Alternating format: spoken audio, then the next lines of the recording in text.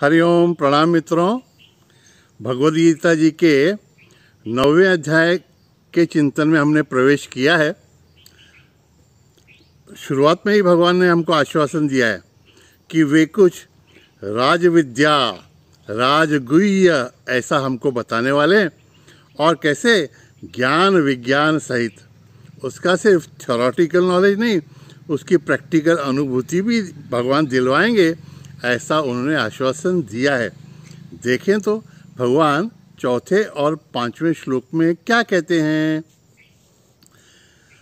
मया ततमिदं सर्वं जगदव्यक्तमूर्तिना मत्स्थानि सर्वभूतानि न चाहं तेष्वस्थितः। भगवान कहते हैं मया ततम इदम सर्वम जगत। ततम माने व्याप्त। यह संपूर्ण जगत मुझसे व्याप्त है। तो ठीक है, यह तो हमको पता है। अर्जुन भी यही सोच रहा होगा। लेकिन भगवान अभी 9वें अध्याय में आए ना, तो थोड़ा और समझा के कह रहे हैं। भगवान कहते हैं अव्यक्त मूर्ति ना, समझाते हैं अर्जुन को कि तेरे सामने मैं जो खड़ा हूँ, ऐसा इशारा किया होगा भगवान अपने शरीर की ओर कि तेरे सामने ये जो मैं खड़ा हूँ व्यक्त स्वरूप में, ऐसे मैंने जगत को व्याप्त नहीं किया है, मेरे अव्यक्त स्वरूप से। अव्यक्त और अव्यक्त, परा अपरा प्रकृति, अष्टधा वगैरह, ये हमको पता है भी। तो व्यक्त रूप जो है ये पंच महाभूत, मन बुद्धि अहंकार वगैरह सब है। और अव्यक्त कौन सा है? चैतन्य स्वरूप। तो भगवान अलग शब्दों में अर्जुन को वही बात समझा रहे हैं कि इस संपूर्ण विश्व को मैंने चैतन्य रूप से व्याप्त किया है। इसलिए सिर्फ मुझे इसी रूप में देखने का साधक प्रयत्न न करें। बहुत ही उसकी इच्छा होगी तो ये रूप भी दिख जाएगा, लेकिन अलग भी रूप दिखे तो भी वो मेरा ही रूप है, ये उसको समझना चाहिए। यहाँ तक तो बात ठीक थी। आगे भगवान कहते हैं मत्स्थानि सर्वभूतानि। ठीक है, भगवान कहते हैं सभी ये भूत प्राणी जो हैं, विश्व ही संपूर्ण, ये मुझ में स्थित है। ठीक है, न चाहम तेषु अवस्थितः। भगवान कहते हैं लेकिन मैं इस जगत में, इन प्राणियों में मैं स्थित नहीं हूँ।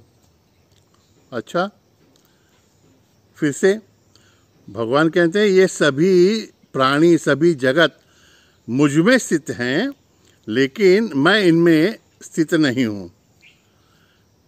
इसके पहले कि इसका हम चिंतन करें और अर्जुन कुछ समझ लेता, भगवान 5वें श्लोक में क्या कहते हैं पता है? न च मत्स्थानि भूतानि पश्य मे योगमैश्वर्यम। पश्य मे योग ऐश्वर्यम। न च मत्स्थानि भूतानि। ये पहले कहा मत्स्थानि सर्वभूतानि, अभी कहते हैं न च मत्स्थानि भूत, मेरे में ये प्राणी नहीं हैं। और चौथी लाइन है भूत भृन न च भूतस्थः मम आत्मा भूत भावनः। न च मत्स्थानि भूतानि पश्य मे योगमैश्वर्यं भूत भृन्न च भूतस्थः मम आत्मा भूत भावनः। चौथे में कहा मत्स्थानि सर्वभूतानि, 5वें में कहते हैं न च मत्स्थानि भूतानि। ये सभी प्राणी मुझ में हैं और सभी प्राणी मुझ में नहीं हैं। जगत मुझ में है, जगत मुझ में नहीं है, ये दो विधान, इस ओर से भी और उसके विरुद्ध भी। लेकिन अपने बारे में तो भगवान ने एक फिक्स्ड ओपिनियन दिया है, न च अहम तेषु अवस्थितः, मैं उनमें नहीं हूँ। इसमें दोनों प्रकार के विधान नहीं किए। तो भगवान ने टोटल 3 स्टेटमेंट्स किए हैं। उनका मतलब हमको अच्छी तरह से समझना पड़ेगा, इसलिए ये श्लोक बड़े चिंतनीय हैं। तो देखें कि जब भगवान कहते हैं मत्स्थानी सर्वभूतानि, सभी प्राणी मुझ में हैं, तो क्या अभिप्राय होगा उनका? सीधी बात है कि अगर लहरें समुद्र से उठ रही हैं तो वे समुद्र में ही स्थित होंगी, समुद्र का ही आधार उनको होगा, और अनेक क्रीड़ाएं भी कर रही होंगी। उत्पत्ति है, स्थिति है, लय है, आपस में उनकी क्रीड़ा जो भी है उसका आधार तो समुद्र ही होगा। या फिर सुवर्ण से अलग अलग आभूषण बने, तो ये सभी आभूषण किसके आधार से स्थित होंगे?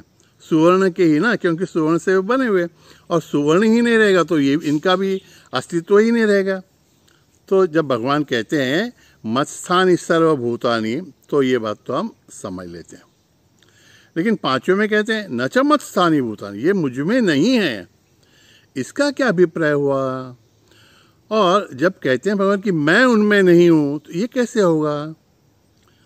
अगर आभूषण सुवर्ण से बने हैं तो आभूषणों में सुवर्ण तो होना ही चाहिए। लहरें अगर समुद्र के पानी से बनी हैं तो लहरों में पानी समुद्र होना ही चाहिए। तो भगवान ऐसे कन्नी कैसे काट सकते हैं कि भाई मैं नहीं हूं? भगवान का अभिप्राय समझेंगे। अभी और दो विधान हमको ये समझने हैं कि भगवान क्यों कहते हैं कि ये प्राणी, ये जगत मुझ में नहीं है ये, और मैं उनमें नहीं हूँ ये। तो जब भगवान कह रहे हैं कि मैं उन या वे मुझ में नहीं हैं, तो भगवान का अभिप्राय ऐसा रहता है कि, या पहले हम ऐसे देखें कि मैं उनमें नहीं हूँ, ऐसा भगवान क्यों कह रहे हैं? कंफ्यूजिंग है, धीरे धीरे जाएंगे। भगवान कहते हैं कि अगर मैं उनमें हूँ ऐसा आप गृहीत लें कि मैं आभूषण में हूँ, तो आभूषण नष्ट हो जाएंगे तो फिर मैं भी नष्ट हो गया ऐसा हो जाएगा। लहरों का अंत हो गया तो मेरा भी अंत हो गया, समुद्र का ही अंत हो गया, ऐसा कहा जाएगा। तो लहरों के अंत में समुद्र का अंत नहीं है, आभूषणों के अंत में सुवर्ण का अंत नहीं है, इसलिए लहरों में समुद्र नहीं है, आभूषणों में सुवर्ण नहीं है, और इस जगत में मैं भी नहीं हूं। इस दृष्टिकोण से स्टैंड पॉइंट अलग है ना। और आगे का जो विधान है कि नहीं, कि इन सब में ये सब प्राणी भी मुझ में नहीं हैं। अब और एक दृष्टांत लेकर, जिसे वेदांत का अध्यासवाद कहते हैं ना, उससे ये बात समझने का प्रयत्न करें तो सुलभता होगी।